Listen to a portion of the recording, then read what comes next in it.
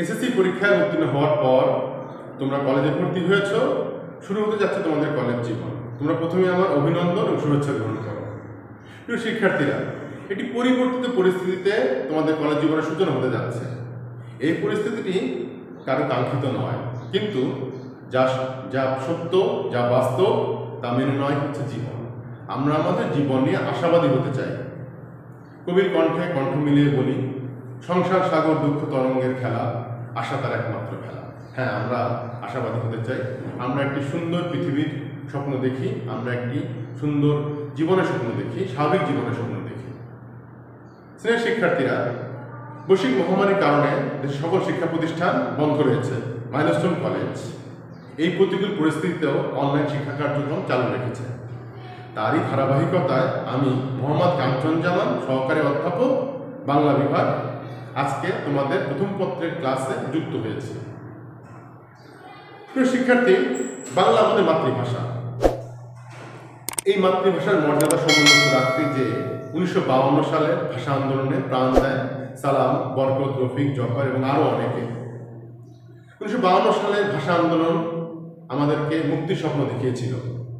অনেক আন্দোলন, সংগ্রাম, ত্যাগ, তিতিক্ষা ও প্রাণের বিনিময়ে আমরা 1971 সালে স্বাধীনতা অর্জন করি।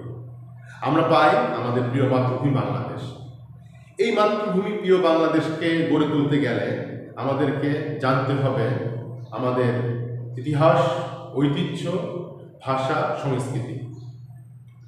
জ্ঞান অর্জনের জন্য আমরা অন্য ভাষা চর্চা করব। অন্য ভাষা চর্চা করা দোষণীয় নয়, তবে বাংলা ভাষাকে অবহেলা করে বা তাচ্ছিল্য করে নয়। কবিগুরু রবীন্দ্রনাথ ঠাকুর বলেছেন, আগে চাই বাংলা ভাষার গাঁথনি, তারপরে ইংরেজি শিক্ষার পত্তন। বাংলা ভাষা শেখার জন্যে, বোঝার জন্যে উচ্চ মাধ্যমিক শ্রেণীতে 200 নম্বরের বাংলা পড়ানো হয়। 100 নম্বরের প্রথম পত্র, 100 নম্বর দ্বিতীয় পত্র। সাধারণত প্রথম পত্রটি তোমার সিলেবাসটা প্রণয়ন করা হয়েছে সাহিত্যের বিষয় নিয়ে, সাহিত্য নির্ভর। আজকে আমি তোমাদের বাংলা প্রথম পত্রের সাহিত্যের যে বিষয়টি আছে, সাহিত্য সংশ্লিষ্ট বিষয়টি আছে, সে সম্পর্কে একটু ধারণা দেওয়ার চেষ্টা করব। আসলে সত্যি কথা বলতে কি, যে সাহিত্য সম্পর্কে ধারণা, সাহিত্যের যে ক্ষেত্র, এটা অনেক ব্যাপক। তো আমরা আমাদের যে মূল আলোচনা, যে সাহিত্য কি বা এর শাখাগুলো কি, এর পরিচয় আমরা তোমাদেরকে দেওয়ার চেষ্টা করব। তো আমরা প্রথমেই জেনে নেই সাহিত্য কি। তবে সাহিত্য কি এই সংজ্ঞাতে যাওয়ার আগে একটা কথা বলে রাখি, সাহিত্য বা সাহিত্য বিষয় সংশ্লিষ্ট বিষয়গুলো এরকম যে এগুলোকে এগুলো সংজ্ঞায়ন সর্বজনীন নয়, বা একেবারে সর্বজন গ্রাহ্য হবে এমন মনে করার কোনো কারণ নেই। তারপরেও সাহিত্য সমালোচকদের মতামত অবলম্বন করে আমরা তোমাদের এই সংজ্ঞান করার চেষ্টা করেছি, আমরা সংজ্ঞা উপস্থাপন করার চেষ্টা করেছি। আমরা তারই ভিত্তিতে আমরা তোমাদেরকে ব্যাখ্যা করার চেষ্টা করব। তাহলে প্রথমে চলে যাচ্ছে আমরা সাহিত্য কি। দেখো, বোর্ডে লক্ষ্য করো, নিজের কথা, পরের কথা বা বাহ্য জগতের কথা সাহিত্যিকের মনোবিনায় যে সুরে ঝঙ্কৃত হয় তার শিল্পসঙ্গত প্রকাশ সাহিত্য। আমি একটু ব্যাখ্যা করে বলছি। নিজের কথা, পরের কথা, পরের কথা মানে অন্যের কথা, বাহ্য জগতের কথা, বাহ্য মানে হচ্ছে আমাদের বাস্তব জগতের কথা, সাহিত্যিকের মনোবিনায় মানে সাহিত্যিকের মনে, সাহিত্যিকের হৃদয়ে যে সুরে ঝঙ্কৃত হয়, মানে ওই যে মানে একটি ঘটনা বা একটি বিষয় সাহিত্যিক কিভাবে দেখছেন, কিভাবে মূল্যায়ন করছেন, সেটা হচ্ছে যে একটা ব্যাপার। তার শিল্পসঙ্গত প্রকাশিত সাহিত্য মানে একজন সাহিত্যিকের কাছে একটি বিষয় তার মনোবিনয় বা তার হৃদয়ে কিভাবে আলোড়িত হলো, কিভাবে তাকে মানে তাকে অনুপ্রাণিত করলো, শুধু অনুপ্রাণিত করলেই হবে না, সেটার একটা শিল্পসঙ্গত প্রকাশ তিনি ঘটাবেন, তখনই এটা হবে সাহিত্য। হ্যাঁ, তো আমি আবারও বলছি যে সাহিত্য আসলে যে, যেমন একটা উদাহরণ দিয়ে তোমাদের বলি। আমি একটা রাস্তার ঘটনা দেখলাম, একটা আমি বলবো যে একটা অনাকাঙ্ক্ষিত ঘটনা, সেই ঘটনাটা বেশ হৃদয় বিদারক। সেটা যখন আমাকে আলোড়িত করবে, মানে আমি যদি সাহিত্যিক হয়ে থাকি, তো আমাকে আলোড়িত করার পরে আমি এটার একটা শিল্পসম্মত একটা রূপ আমি এখানে প্রকাশ করব আমার সাহিত্যের মধ্যে দিয়ে। যদি আমার প্রকাশটা যদি শিল্পসম্মত হয়, তবে সেটা সাহিত্য হিসাবে বিবেচিত হবে বা সাহিত্য হিসাবে গণ্য হবে। সাহিত্য শব্দটা এসেছে সহিত থেকে। সহিত মানে হচ্ছে সাথে। আমরা মানে এই যে আমরা একজন অপরের সাথে আমাদের যে একটা মানসিক যোগাযোগ স্থাপিত হয়, এটাই কিন্তু সাহিত্য। আমি একজন সাহিত্যিক হিসাবে যখন একটা কিছু সৃষ্টি করলাম, তখন আমার পাঠক বা যারা অন্যরা সেটা পড়লো, তখন কিন্তু এই পাঠের সূত্রে আমরা কিন্তু একটা যোগসূত্র স্থাপিত হলো। এটাই হচ্ছে সাহিত্য। সেজন্য বলা হচ্ছে সাহিত্য যোগ সাহিত্য। আচ্ছা, আমি আবারও বলবো যে সাহিত্য শ্রেণীবিভাগের ক্ষেত্রে সেটা প্রযোজ্য যে এটাকে সুনির্দিষ্ট করে কোনো শ্রেণীবিভাগ করা যায় না। তারপরেও সাহিত্য সমালোচকেরা মোটামুটি 5টি ভাগ করে এটাকে ব্যাখ্যা করার চেষ্টা করেন। সাহিত্য শাখাগুলোকে 5টি ভাগ করেন। তা আমি এখানে তোমাদেরকে দেখাচ্ছি যে ভাগগুলো কি কি। কবিতা, ছোট গল্প, উপন্যাস, প্রবন্ধ, নাটক। এবার আমরা এই বিষয়গুলোর পরিচয় নেওয়ার চেষ্টা করব, এই বিষয়গুলো বোঝার চেষ্টা করব। প্রিয় শিক্ষার্থীরা, এবার আমরা তোমাদের সাহিত্যের যে শাখাগুলো বা যে ভাগগুলো দেখালাম সেগুলো একটু পরিচয় নেওয়ার চেষ্টা করব। হ্যাঁ, তবে সেই পরিচয় নেওয়ার আগে তোমাদেরকে একটু বলে রাখি, এই যে সাহিত্যের যে ভাগগুলো দেখালাম সেই ভাগগুলোর যে বৈশিষ্ট্য আছে, তোমরা কিন্তু একেবারে সেই বৈশিষ্ট্যগুলোর একটা নির্দিষ্ট ভাগের মধ্যে কি পরিমাণে আছে সেটা কিন্তু একদম নীতি ধরে পরিমাপ করা যাবে না। অনেক সময় দেখা যায় যে সাহিত্যের একটি ভাগের মধ্যে আরেকটি ভাগের কিছু গুণাগুণ চলে আসে। এটা আসতেই পারে, কারণ সাহিত্যিকরা তারা স্বাধীন চিন্তা করেন, সে কারণে তারা নিয়ে আসতে পারে। অনেক সময় দেখা যায় যে ছোট গল্পের মধ্যে প্রবন্ধের বৈশিষ্ট্য চলে আসতেছে। এতে করে একেবারে ছোট গল্প হিসাবে এটাকে আমরা কোনো স্বীকৃতি দেবো না সেরকম কিন্তু নয়। এটা আসতেই পারে, এটা সাহিত্যের আরও সৌন্দর্য বৃদ্ধি করে। হ্যাঁ, তো সুতরাং এই বিষয়ে মাথায় রাখতে হবে যে সবসময় যেটা আমরা মনে করি 2 যোগ করলে 4 হয়, সাহিত্যের ক্ষেত্রে আসলে এরকম খুব বাধ্যবাধকতা নেই। মানে সাহিত্যিক অনেক স্বাধীন, সে কারণে তারা যখন লেখেন তখন হচ্ছে যে হয়তো বা তারা মনে করলেন যেখানে আমি একটু উপন্যাসের উপাদান নিয়ে আসি, আমি একটু কবিতার উপাদান নিয়ে আসি, তো এরকম হতেই পারে। তো যাই হোক, সেটা মাথায় রেখে আমরা এগুলো জানার চেষ্টা করবো। তো আমরা প্রথমেই তোমাদের কবিতা সম্পর্কে ধারণা দেবো। দেখো কি বলা হচ্ছে। কবিতা: মানব মনের ভাবনা কল্পনা যখন অনুভূতি রঞ্জিত যথাবিহিত শব্দ সম্ভারে শিল্পসঙ্গত চিত্রাত্মক ও ছন্দময় রূপ লাভ করে, তখনই তার নাম কবিতা। হ্যাঁ, হয়তোবা তোমাদের কাছে সংজ্ঞাটা একটু জটিল বা দুর্বোধ্য বলে মনে হচ্ছে। আমি একটু চেষ্টা করি তোমাদেরকে একটু সহজে ব্যাখ্যা করার। মানব মনের, তোমরা মানব মনের কথাটা বলছো, মানব মনের ভাবনা কল্পনা। আসলে কবিতার মূল বিষয়টা হচ্ছে ভাবনা, কল্পনা, আবেগ। যখন অনুভূতি রঞ্জিত, মানে আসলে যে কবিরা ওই ভাবনা কল্পনা যখন অনুভূতি দ্বারা আরো মানে এটা যখন মানে প্রকাশিত হতে চায়, যথাবিহিত শব্দ, হ্যাঁ, মানে তার যে এই যে ভাবনা কল্পনার যে প্রকাশটা, অনুভূতি প্রকাশটা, সেটা যথাবিহিত বলতে কি, যে যথোপযুক্ত মানে উপযুক্ত শব্দ বা প্রয়োজনীয় শব্দ, ওই যে আবেগ বা কল্পনা প্রকাশের জন্য যে শব্দ প্রয়োজন সেই শব্দ নির্বাচন করাও কিন্তু কবির একটা সফলতা বা সার্থকতা।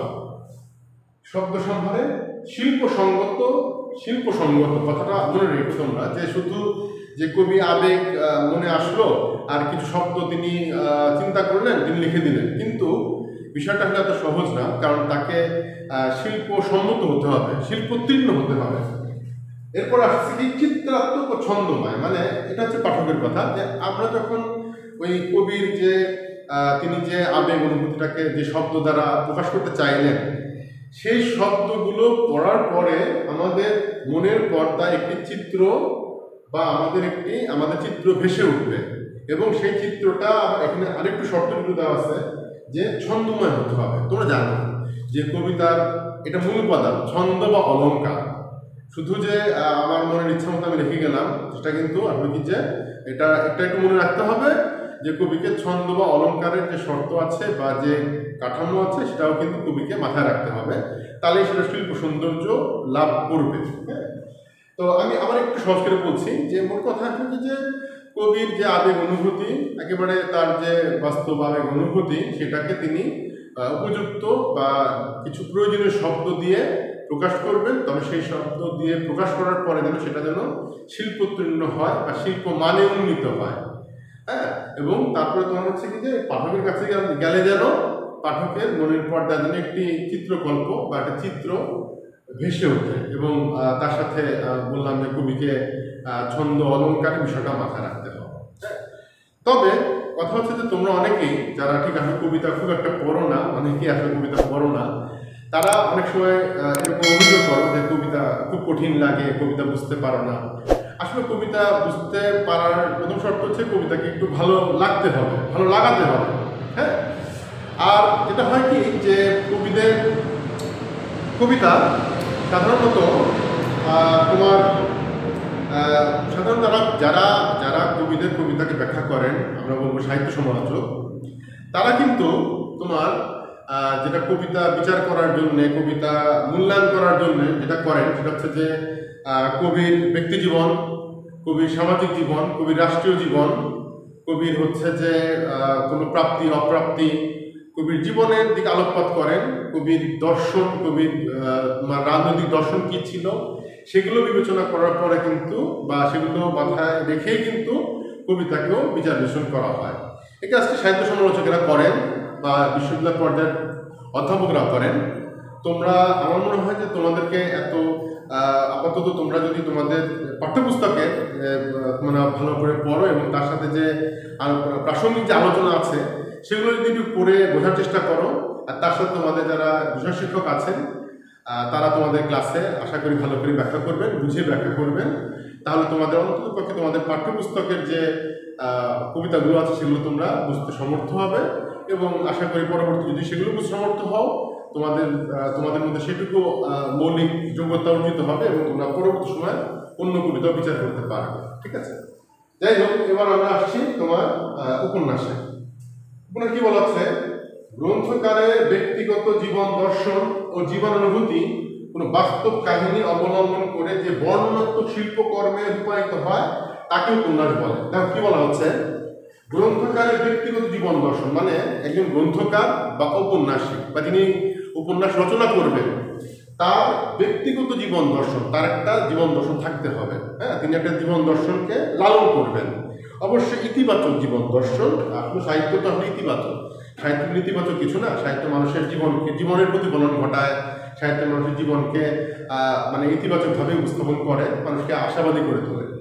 তো ব্যক্তিগত জীবন দর্শন যার থাকবেন তিনি এটা ধারণ করবেন, লালন করবেন এবং জীবন অনুভূতি, তার শুধু দর্শনকে নিয়ে থাকলে চলবে না, তার জীবন সম্পর্কে তার অনুভূতি, জীবন সম্পর্কে তার অভিব্যক্তি কী, জীবন সম্পর্কে তার অভিজ্ঞতা কী, জীবন সম্পর্কে তার ধারণা কী, কোনো বাস্তব কাহিনী অবলম্বনে। হ্যাঁ, তোমরা মনে করতেছ যে বাস্তব কাহিনী, আসলে বাস্তব কাহিনী মানে সত্য কাহিনী না, বাস্তব কাহিনী মানে বাস্তবসম্মত কাহিনী, যেটাকে ইংরেজিতে বলে রিয়ালিস্টিক।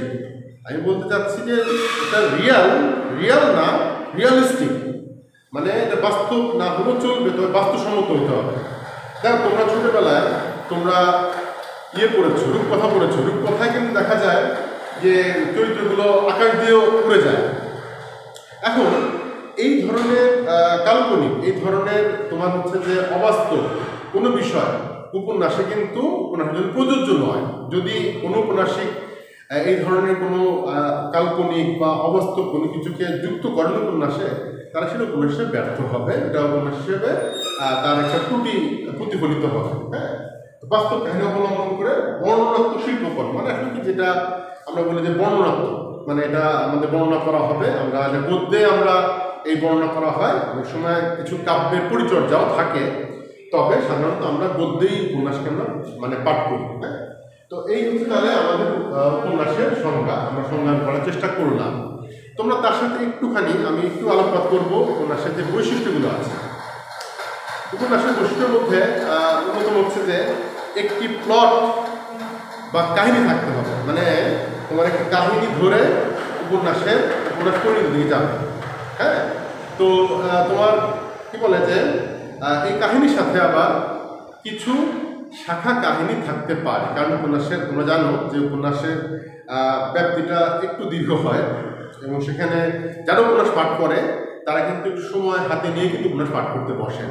সুতরাং সেখানে যদি কাহিনীর সাথে যদি অনেক শাখা কাহিনী যদি তোমার কি বলে যে এসে যায়, সেটা কিন্তু যিনি উপন্যাস পাঠক তিনি কিন্তু এটাকে সহজভাবে গ্রহণ করেন, কারণ তিনি জানেন যে তাকে পরিণতি যেতে হলে তাকে আরও অনেক কিছু করতে হবে। আচ্ছা, তো কাহিনী থাকলো, কাহিনীর সাথে শাখা কাহিনীও থাকতে পারে, এবং তার সাথে থাকবে চরিত্র। চরিত্র এবং কাহিনী বলা যায় হাত ধরাধরি করে উপন্যাসের পরিণতির দিকে এগিয়ে যাবে। হ্যাঁ, চরিত্র অনেক বেশি থাকবে, কারণ উপন্যাস আমি আবারও বলেছি দীর্ঘ, তো সুতরাং চরিত্র থাকবে অনেক বেশি, এবং চরিত্র অনেক বেশি থাকার সুযোগ আছে আর কি। ঠিক আছে, সেই চরিত্রগুলো আমাদের বাস্তব জীবনের কাহিনীকে মানে প্রতিফলন ঘটে। ঠিক আছে, আচ্ছা, আর সংলাপ এবং উপন্যাসের যে সংলাপ বা ভাষার কথা যেটা বলা হয়েছে, এটা হচ্ছে যে হতে পারে একটু ওজস্বী, হতে পারে একটু ভারিক্কি ধরনের। কারণ যা বললাম যে উপন্যাস যিনি পাঠ করবেন তিনি হাতে পর্যাপ্ত সময় নিয়ে কিন্তু উপন্যাস পাঠ করবেন। সেখানে ভাষা যদি কিছুটা জটিল হয়, একটু দুর্বোধ্য হয়, একটু দ্ব্যর্থবোধক হয়, তাহলে কিন্তু উপন্যাস পাঠক কিন্তু সেটাকে সহজভাবে নেন, এবং সে পাঠোদ্ধার করার তিনি কিন্তু চেষ্টায় থাকেন। হ্যাঁ, তো সুতরাং এটা ভাষা এবং সংলাপের ক্ষেত্রে কথা প্রযোজ্য। মানে ভাষা যে সহজ সরল প্রাঞ্জল হতে হবে উপন্যাসের ক্ষেত্রে এ কথা প্রযোজ্য নয়।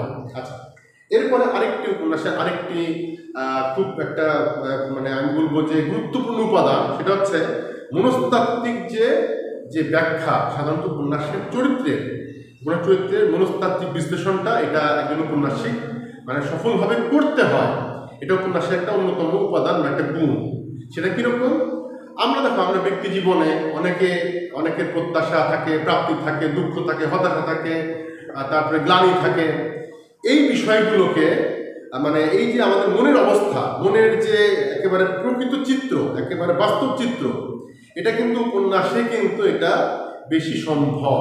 যে এই যে মানুষের বা মানব চরিত্রের, মানব মনের গতিবিধি, মানব মনের যে টানাপোড়েন, এটা কিন্তু উপন্যাসিককে সফলভাবে, সার্থকভাবে তুলে ধরতে হয়।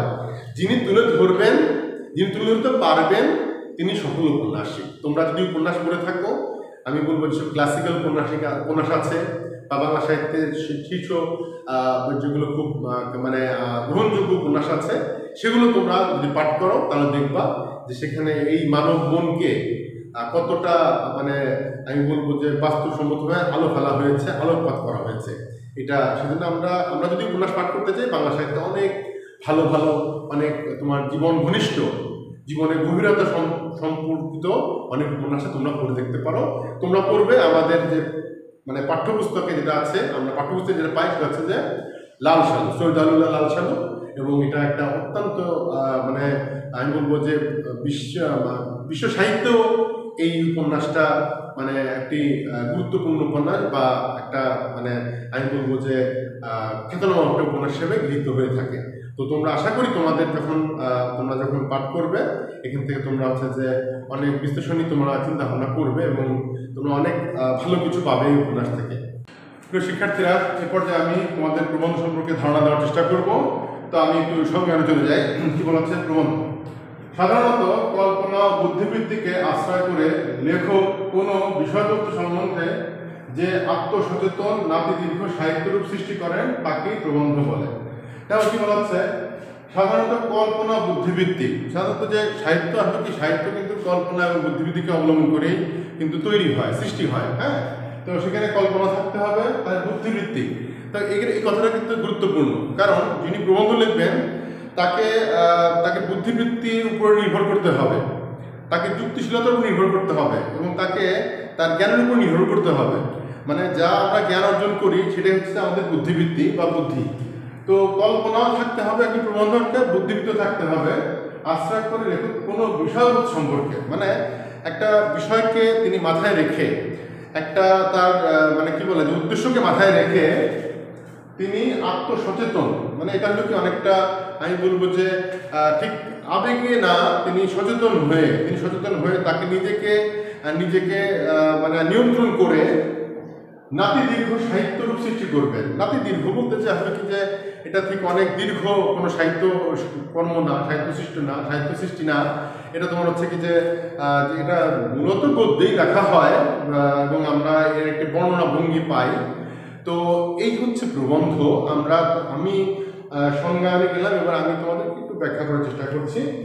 আসলে যেটা বোঝানো হচ্ছে যে যিনি প্রবন্ধ লেখক তাকে কল্পনাকে যেমন অবলম্বন করতে হয় তেমন বুদ্ধিবৃত্তিকে মাথায় রাখতে হয়।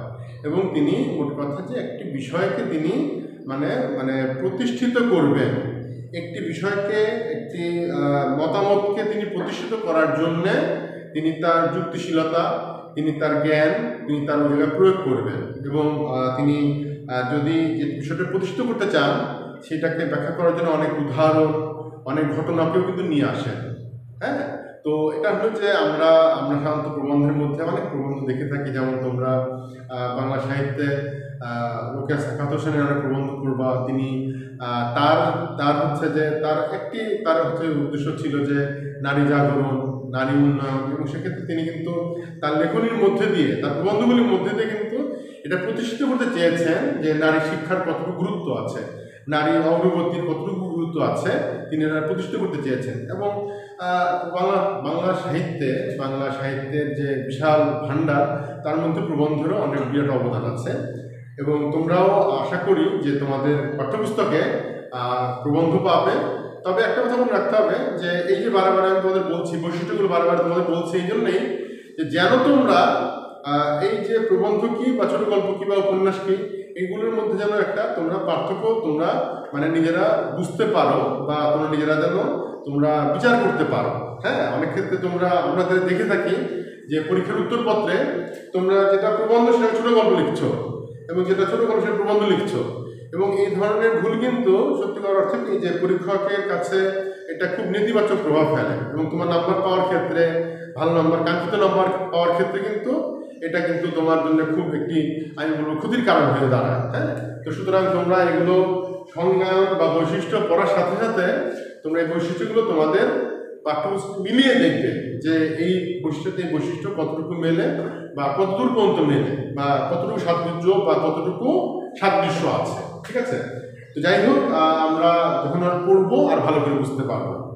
এরপর হচ্ছে নাটক কি বলা হচ্ছে দেখো, নাটক দৃশ্য ও শ্রব্য কাব্যের সমন্বয়ে রঙ্গমঞ্চের সাহায্যে গতিমান মানব জীবনের প্রতিচ্ছবি আমাদের সম্মুখে মুক্ত করে তোলে। দেখো, নাটক কথাটা শুনলেই তোমরা কিন্তু সবাই টিভি নাটকের কথাই চিন্তা করো। আসলে আমরা বর্তমান সময়ে যে টিভি নাটক দেখি সেটা বিনোদনের একটা অন্যতম মাধ্যম, এবং আমরা সত্যিকার অর্থেই যে টিভি নাটক দেখে আমরা অনেকেই আনন্দ উপভোগ করি, আমরা আনন্দ পাই। কিন্তু সত্যিকার অর্থে যেটা তোমার সাহিত্যের নাটক বলতে কিন্তু সাধারণত মঞ্চে যে নাটকটা মঞ্চায়িত হয় বা পরিবেশিত হয় সেটাকেই বলা হচ্ছে নাটক। এবং সেটাকে এখন সাহিত্যের সত্যিকার অর্থে যে নাটক, এটাকে কিন্তু নাটক বলে আখ্যায়িত করা হচ্ছে, এবং এই সংজ্ঞানের মধ্যে কিন্তু সেটাই বোঝানো হচ্ছে। এবং সাহিত্যের যে নাটক, সেই নাটকের জন্য কিন্তু তোমার যে উপাদানটা দরকার সেটা দর্শক। কারণ নাটক যখন মঞ্চায়িত হবে, এটা তোমার হচ্ছে কি যে কোনো দর্শকবিহীন কোনো মঞ্চে কিন্তু, বা দর্শকবিহীনভাবে কিন্তু নাটক মঞ্চায়িত হয় না। তার জন্য দর্শকটা বড় উপাদান। তো আমি একটু সংজ্ঞাটাকে ভেঙে ব্যাখ্যা করার চেষ্টা করছি। নাটক দৃশ্য শ্রব্য কাব্য, বা দৃশ্য মানে আমরা দেখতে পাচ্ছি, শ্রব্য মানে শুনতে পাচ্ছি, মানে আমার সামনে যা ঘটছে তা আমি দেখতে পাচ্ছি, শুনতে পাচ্ছি। শ্রব্য কাব্য, আর কাব্য কথাটা হলো কি, এটা একটা সাহিত্যের যে মাধুর্য, এটা তোমার কাব্যের একটা ইতিহাস আছে। সেটা হচ্ছে যে আগে প্রাচীন যুগে নাটক কিন্তু কাব্য আকারে কিন্তু পরিবেশিত হতো। তো তারই সূত্র অনুসরণ করে কিন্তু এখনো এটাকে কাব্য বলা হচ্ছে। সেখানে দৃশ্য এবং শ্রব্য কাব্যের সমন্বয়ে রঙ্গমঞ্চের সাহায্যে, ওই যে রঙ্গমঞ্চ বললাম, স্টেজ বা মঞ্চে পরিবেশিত হয় গতিমান মানব জীবনের প্রতিচ্ছবি। মানে আমরা দেখতে পাচ্ছি যে গতিমান মানে চলমান, যে আমরা যখন দর্শক হয়ে বসি তখন দেখি যে সেখানে কিছু অভিনেতা অভিনেত্রী সেখানে অভিনয় করছে, তারা গতিমান, তারা কিন্তু তোমার কখনো কথা বলছেন, কখনো এদিকে যাচ্ছেন, কখনো ওদিকে যাচ্ছেন, এবং আমাদের সামনে মানব জীবনের একটা বক্তব্য, মানব জীবনের একটা দর্শন সেখানে কিন্তু নাটক দেখার মধ্যে দিয়ে কিন্তু আমরা মানে পরিচয় পাই। এই গতিমান মানব জীবনের প্রতিচ্ছবি আমাদের সম্মুখে মুক্ত করে তোলে, মানে মুক্ত বা আমাদের সামনে এটাকে মানে তুলে ধরে আর কি, সেটা কি বলে যে মুক্ত করে তোলে। হ্যাঁ, তো এই হচ্ছে যে নাটক। আমরা সেই নাটক, আমরা সাহিত্যে অনেক বিখ্যাত নাটক আছে, সেগুলোর পরিচয় তোমরা জানতে পারবে। যদি তোমরা আরও বেশি জানতে চাও তাহলে আমাদের তোমার সহায়ক গ্রন্থগুলো আছে, জানতে পারবে। তবে নাটকের ক্ষেত্রে আমি একটু একজনের কথা না বললেই না, তিনি হচ্ছেন যে মাইকেল মধুসূদন দত্ত। এ প্রসঙ্গে বাংলা নাটকের সূচনা কীভাবে হলো আমি তোমাদের সেই ঘটনাটা একটু সংক্ষেপে বলি। সেটা হচ্ছে, আমি বললাম মাইকেল মধুসূদন দত্ত। মাইকেল মধুসূদন দত্ত নাম তোমরা অনেকে শুনেছ। তিনি আমাদের বাংলা সাহিত্যে অসামান্য অবদান রেখেছেন। বাংলা সাহিত্যকে তিনি আধুনিক যুগের সাথে পরিচিত করেছেন। এই মাইকেল মধুসূদন দত্ত তোমরা জানো যে বিদেশে গিয়েছিলেন, পাশ্চাত্য সাহিত্য চর্চা করেছেন, পাশ্চাত্য সাহিত্য আয়ত্ত করার চেষ্টা করেছেন। এই মাইকেল মধুসূদন দত্ত যখন একবার বিদেশ থেকে আসলেন, তখন তাকে নাটক দেখার আমন্ত্রণ জানানো হলো। কোথায়? জমিদার বাড়িতে। তো তোমরা জানো যে আগে নাটকগুলো মঞ্চায়িত হতো জমিদার বাড়িতে। তো তিনি মাইকেল মধুসূদন দত্ত নাটক উপভোগ করতে গেলেন, নাটক দেখতে গেলেন। সেখানে নাটক দেখার পরে, নাটক উপভোগ করার পরে তার প্রতিক্রিয়া কী ছিল সে তোমাদের বলি। তিনি অত্যন্ত একটি নেতিবাচক প্রতিক্রিয়া দেখালেন। তিনি অত্যন্ত নেতিবাচক প্রতিক্রিয়া দেখালেন না, তিনি কিছুটা হতাশা এবং কিছুটা ক্ষুব্ধ হলেন। এবং তিনি লিখলেন, যা লিখলেন তা আমি মাইকেলের ভাষায় বলছি, তোমাদের কাছে একটু দুর্বোধ্য বলে মনে হবে, তারপরে বলি। তিনি লিখলেন, অলি কুনাট রঙ্গে যথা মজে লোকে রারেও বঙ্গে। আমি আবার পড়ছি, অলি কুনাট রঙ্গে যথা মজে লোকে রারেও বঙ্গে। তার মানে নাকি? তার মানে হচ্ছে অলি মানে অলৌকিক, অবাস্তব, যার কোনো মূল্য নেই। কু নাটক, কু মানে হচ্ছে একটি মানে খারাপ মানে নিম্নমানের, খারাপ নাটক বা নিম্নমানের নাটক নিয়ে যথা মজে লোকে রারেও বঙ্গে। রার মানে আমাদের এই ভূখণ্ডের মানে তাকে বোঝানো হয়েছে, বঙ্গে, বঙ্গভূখণ্ড বোঝানো হয়েছে। তো এই হচ্ছিল মাইকেল মধুসূদন দত্তের প্রতিক্রিয়া। দেখো, মাইকেল মধুসূদন দত্ত যে এত বড় অবদান, তিনি কিন্তু এমনি তার অবদান কিন্তু এটা আমরা যদি ইতিহাস পাঠ করি তাহলে সঠিকভাবে জানতে পারব। তিনি যে প্রতিক্রিয়া ব্যক্ত করলেন, তিনি কিন্তু প্রতিক্রিয়া ব্যক্ত করে ক্ষান্ত হননি। তিনি কি করলেন? তিনি নিজেই একটি নাটক লিখে দেখিয়ে দিলেন যে এই হচ্ছে নাটক, এই হচ্ছে যে পাশ্চাত্য নাটক, এই হচ্ছে আধুনিক নাটক। তার প্রথম নাটকের নাম শর্মিষ্ঠা। আর এই যে শর্মিষ্ঠা নাটক তিনি লিখলেন, লিখে আসলে তিনি উদাহরণ তিনি সবাইকে দেখিয়ে দিলেন যে এইভাবেই নাটক লিখতে হয়, এই হচ্ছে নাটকের আসল স্বরূপ। আর মাইকেল যে নাটকটা দেখেছিলেন সেটা নাটক ছিল না, অনেকটা নাটকের ঢঙে যাত্রা। হ্যাঁ, তো এই জন্যই তার এই নাটক লেখার ইচ্ছা জাগলো, নাটক লেখার তিনি উদ্যোগ নিলেন এবং সেই তারই ধারাবাহিকতা এখনও নাটক লেখা হচ্ছে, নাটক লেখা চলছে আর কি। হ্যাঁ, নাটকের আসলে কি যে নাটকের অনেক ভাগ আছে, ট্র্যাজেডি, কমেডি, পার্টস বা প্রমোশন। হ্যাঁ, এগুলো নাটকের অনেক ধারা বা উপবিভাগ আছে যেগুলো নাটককে অনেক বেশি গ্রহণযোগ্য করেছে, অনেক বেশি পাঠকদেরকে মনোরঞ্জন করেছে। আমরা তোমাদের পাঠ্যপুস্তক বা তোমাদের পাঠ্য হিসেবে নাটক পাবে, সেটা হচ্ছে তোমার সিরাজউদ্দৌলা। হ্যাঁ, সেটা নাটকের যে নাটকের যে বৈশিষ্ট্য, কাঠামো, তোমরা তার পরিচয় পাবে। তবে তোমাদেরকে আমি এই সুযোগে একটা কথা বলে রাখি, নাটকের একটি অন্যতম মৌলিক উপাদান হচ্ছে সংলাপ। সংলাপ ছাড়া নাটক হবেই না। সংলাপ হচ্ছে নাটকের প্রাণ। তো তোমরা তোমাদের পাঠ্য হিসাবে যেই নাটকটি আছে তোমরা মনোযোগ সহকারে পড়ো, তোমরা আগ্রহ সহকারে পড়ো, তোমরা নাটকের বৈশিষ্ট্য, কাঠামো এবং নাটকের যে তোমার হচ্ছে যে ধরন, সেটা ভালো করে জানতে পারবে আশা করি। প্রিয় শিক্ষার্থীরা, এরপরে যে আমি তোমাদের ছোট গল্প সম্পর্কে ধারণা দেওয়ার চেষ্টা করব। আমি বোর্ডে তোমরা দেখতে পাচ্ছ যে ছোট গল্পের সংজ্ঞানে আমি একটা কবিতা লিখেছি।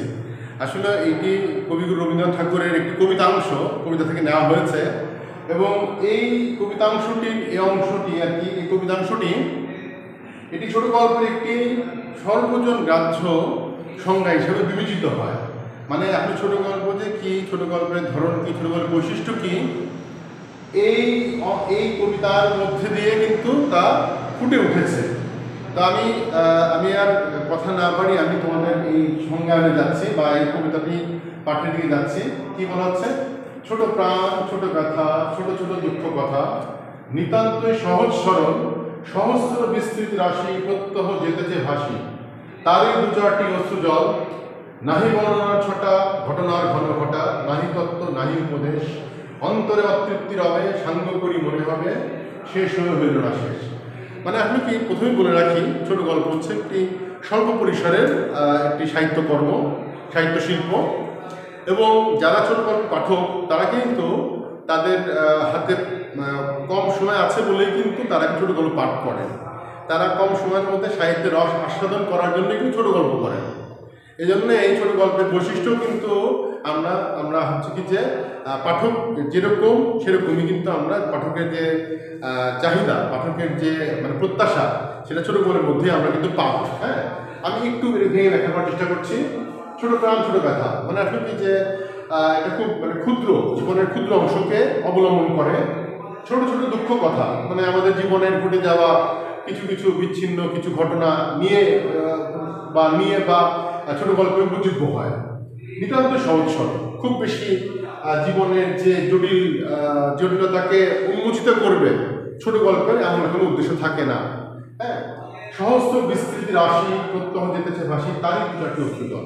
মানে আমাদের জীবনে যে এই যে অনেক ব্যাপক বিস্তৃতি, হ্যাঁ, তার থেকে দু একটি অংশ, তার থেকেই হচ্ছে যে দু একটি ঘটনা ছোট গল্পে তোমার কি বলে যে উপযোগ্য হয়ে ওঠে। নাহি বর্ণনা ছটা, ঘটনার ঘন ঘটা, নাহি তত্ত্ব নাহি উপদেশ। মানে এখন সত্যি কথা বলতে কি যে ছোট গল্পের মধ্যে অনেক বাহুল্য, এটা হচ্ছে যে তোমাকে বাহুল্যকে কিন্তু মানে ছেড়ে ফেলা হয়। হ্যাঁ, নাহি বর্ণনা মানে এখানে বর্ণনাকে খুব তোমার দীর্ঘায়িত করবে বা অনেক বেশি করে প্রয়োজন অপ্রয়োজন অনেক বেশি করে বলা হবে, যেটা আমরা উপন্যাসে দেখি আর কি। অনেক ক্ষেত্রে উপন্যাসের মধ্যে মূল উপন্যাসের যে মূল কাহিনী তার সাথে সম্পর্ক নিয়ে এমন ঘটনা কিন্তু উপন্যাসে উপস্থাপন করা হয়। আচ্ছা, ছোট গল্প সেটা করা হয় না। ঘটনার ঘন ঘটা, নাহি তত্ত্ব নাহি উপদেশ, মানে নাহি তত্ত্ব নাহি উপদেশ মানে তত্ত্বের এখানে উপস্থিতি কম। হ্যাঁ, তবে একদম যে তত্ত্ব এখানে বা দর্শন নেই তা কিন্তু নয়। এখানে হয়তো বা ছোট গল্পের যে পরিণতি, ছোট গল্পের যে সমাপ্তি আমাদের একটা তত্ত্বের একটা ইঙ্গিত দিয়ে হয়তো শেষ হয়ে যাবে। উপদেশ মানে এখানে যে এটার মধ্যে যে ঘটনা তুলে ধরা হয় তাতে পাঠকের কাছে এই মেসেজ, এই যে গল্পের যে বাণী তা কিন্তু চলে যায়। সুতরাং পাঠকের যা গ্রহণ করা, পাঠকের যা নেওয়া তা কিন্তু পাঠক নিয়ে থাকে। অন্তরে অতৃপ্তি রবে, সাঙ্গ করি মনে হবে, শেষ হয়ে হইল না শেষ। হ্যাঁ, এই বিষয়টাই হচ্ছে ছোট গল্পের মানে খুব গুরুত্বপূর্ণ একটা দিক, যে অন্তরে অতৃপ্তি রবে, সাঙ্গ করি মনে হবে, শেষ হয়ে হইল না শেষ। এই শেষ হয়ে হইল না শেষ এটাও কিন্তু অনেক বহুল আলোচিত একটি উক্তি বা একটি বাণী। হ্যাঁ, শেষ হয়ে হইল না শেষ, শেষ হয়ে হইল না শেষ ব্যাপারটি আমি একটু ভেঙে ব্যাখ্যা করছি। শেষ হয়ে হইল না শেষ বলতে বোঝানো হচ্ছে যেটাতে হঠাৎ করে শেষ হয়ে গেল বিষয় সেরকম না। এটা হচ্ছে তোমার যেমন আমরা হয়তো তোমরা বলবা যে হঠাৎ করে কারেন্ট চলে যায়, আমরা খেলা দেখছি কারেন্ট চলে গেল, বিষয়টা এরকম মানে আকস্মিক না। মানে ছোট গল্পের সমাপ্তিটা হবে এরকম যে শেষ হয়ে গেল, তারপরেও তোমার পাঠকের মনে নানা ধরনের প্রশ্ন উদ্রেক করবে। নানা ধরনের প্রশ্ন নানা পাঠকের মনে, কেউ হয়তো বা একভাবে সেটাকে শেষ চিন্তা করবেন, কেউ আরেকভাবে চিন্তা করবেন। মানে এরকম পাঠকের চিন্তা ভাবনা যখন শেষ হয়ে যাবে গল্পটা, তখন পাঠকের মধ্যেও কিন্তু মানে ভিন্ন ভিন্ন মতামত কিন্তু থাকবে। তোমরা বলতে পারো যে স্যার এটা তো ছোট গল্পের লেখকই কিন্তু একটা সমাধান দিয়ে কিন্তু শেষ করতে পারেন, কিন্তু ছোট গল্পের যিনি লেখক তিনি কিন্তু একটা সমাধান দিয়ে একটা পরিণতিকে সমাপ্ত করে দিয়ে কিন্তু ছোট গল্প মানে শেষ করেন না। তিনি যেটা করেন যে এমন একটা জায়গায় শেষ করবেন যেটা কিনা পাঠকের মনে নানা ধরনের ভাবনার উদ্রেক করবে। হ্যাঁ, তো এটা হলো ছোট গল্পের, আমরা যদি এটা হচ্ছে মোটামুটি আমরা রবীন্দ্রনাথের এই কবিতাংশ থেকে আমরা ছোট গল্পের বৈশিষ্ট্য আমরা বোঝার চেষ্টা করি। তারপর আমি দু এক কথা বলি যে ছোট গল্পে যেমন প্রথমেই বললাম ছোট পরিসরে হয়। চরিত্র, ছোট গল্পের যে চরিত্র সেটাও তোমার হচ্ছে কি যে খুব বেশি সংখ্যক চরিত্র এই জায়গায় আনার সুযোগ নেই, কারণ তোমার বেশি চরিত্র আনলে তার সাথে অনেক শাখা কাহিনী তোমার চলে আসে। কিন্তু তোমরা জানো ছোট গল্পে কিন্তু একটি মাত্র কাহিনী কিন্তু এগিয়ে যায়, এবং ওই একটি মাত্র কাহিনীর মধ্যে দিয়ে ছোট গল্পের পরিসমাপ্তি ঘটে। তো তাহলে কি বললাম, কাহিনী থাকবে একটি এবং চরিত্র সংখ্যা থাকবে কম। সংলাপ যেখানে বলা হয়েছে যে সহজ সরল, ছোট গল্পের সংলাপ বা ভাষা হতে হয় সহজ সরল প্রাঞ্জল। খুব জটিল ভাষা, দুর্বোধ্য ভাষা, ব্যর্থবোধক ভাষা এই জায়গায় গল্পকার প্রয়োগ করেন না। কেন করেন না? কারণ যেন পাঠককে যেন ভাষা নিয়ে যেন খুব বেশি চিন্তা ভাবনা করে সময় ব্যয় করতে না হয়, এমন সহজ সরল ভাষায় তিনি তার গল্পকে উপস্থাপন করেন যেন পাঠক কম সময় পড়েই যেন তার পরমার্থ বা তার যে বোঝা, তার যে মানে রস আস্বাদন করার তাদের আস্বাদন করতে পারে। আর এটা তো আমি প্রথমেই বলে নিলাম যে সমাপ্তিটা বা ছোট গল্প এমন জায়গায় শেষ হবে পাঠকের যেন একটা তোমার আগ্রহ, পাঠকের যেন একটা তোমার প্রশ্ন উদ্রেক করে এরকম একটি বিষয় রাখতে হবে। আসলে আগের কথাটা আবারও বলি যে সবসময় বৈশিষ্ট্যগুলোকে একদম নিকি ধরে পরিমাপ করা যায় না। যেমন এ প্রসঙ্গে বলি, রবীন্দ্রনাথের একটি ছোট গল্প আছে নষ্ট নিয়ে। সেই গল্প কিন্তু অনেক ব্যাপক, প্রায় তোমার উপন্যাসের কাঠামো উপন্যাসের মতনই একটি গল্প নষ্ট নিয়ে, কিন্তু সেটা উপন্যাস হয়নি বা উপন্যাস হিসেবে এটা কিন্তু বিবেচিত নয়। কারণ ওটার মধ্যে উপন্যাসের কোনো বৈশিষ্ট্য ছিল না। ওটার মধ্যে তোমার নষ্টনীয়ের মধ্যে ছোট গল্পের যে যে প্রধান বৈশিষ্ট্যগুলো সেটা ছিল বলেই ওটা ছোট গল্প হিসেবে বিবেচিত হয়েছে। তো যাই হোক, যে আমরা তোমাদেরকে আজকের ক্লাসে এই বৈশিষ্ট্যগুলো দেখানোর চেষ্টা করলাম। তোমরা তোমাদের যে পাঠ্য তা এই সবগুলো বিষয় পাবে। তোমরা কবিতাও পাবে, নাটকও পাবে, উপন্যাস পাবে, ছোট গল্প পাবে, প্রবন্ধ পাবে। সুতরাং তোমরা আশা করি তোমরা যখন পাঠ করবে বিষয়গুলো আরও ভালো করে জেনে বুঝে চর্চা করে তারপর পাঠ করতে যাবে। তাহলে তোমরা হয়তো বা তোমরা নিজেরাই বিচার করতে পারবে যে কোনটি একটি সার্থক প্রবন্ধ, কোনটি একটি সার্থক ছোট গল্প, কোনটির মধ্যে কোন সাহিত্যের মধ্যে, কোন শিল্পকর্মের মধ্যে কোন উপাদানটা যথার্থভাবে তার উপস্থিতি আছে বা তার যে তার মধ্যে বিদ্যমান আছে। তো যাই হোক, তোমাদের সবাইকে একটি সার্থক এবং সুন্দর শিক্ষা জীবনের প্রত্যাশা রেখে আজকের ক্লাস শেষ করছি। ধন্যবাদ।